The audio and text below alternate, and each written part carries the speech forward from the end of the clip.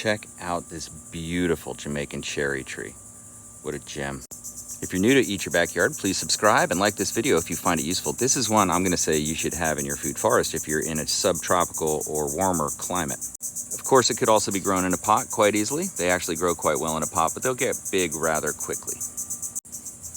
These trees are commonly used for smoking meats in Jamaica. The cherries that grow on them prolifically from these white flowers are delicious. They have the flavor of something like cotton candy.